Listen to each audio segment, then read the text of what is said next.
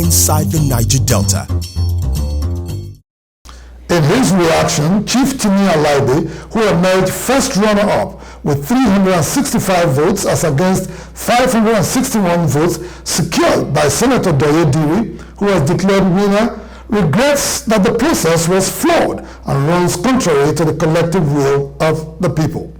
In a statement he personally signed and made available to the media, Alaibe observed that the outcome of the PDP governorship primary election was a huge setback for his vision for Bayelsa State, as well as the expectation of his teeming supporters and other Bayelsans.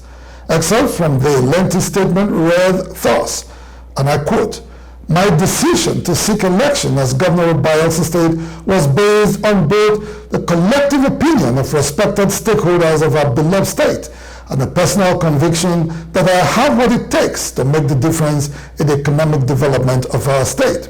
And having traveled the same route more than once, I took time to pray, plan my strategies, and carry out wider consultations more than I have ever done in the past," unquote.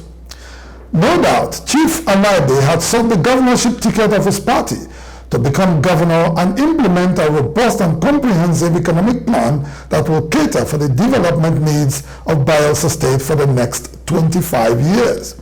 In his letter to Bayelsans, the former managing director of the Niger Delta Development Commission, NDDC, further observed that the flaws characterizing the September 3 primaries of the PDP derived mainly from a violation of the PDP constitution.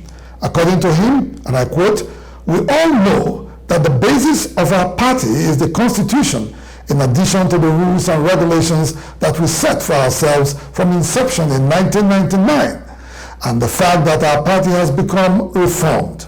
Consequently, for anything to be legitimate, it must derive authority from our constitution. Unfortunately, certain aspects of the process of the just concluded primary election rudely violated the provisions of our party's constitution. For instance, by the provisions of Section 50, subsection 1 of the party's constitution, the authority to formulate guidelines for all matters relating to the governorship primary election is vested in the National Executive Council of the PDP.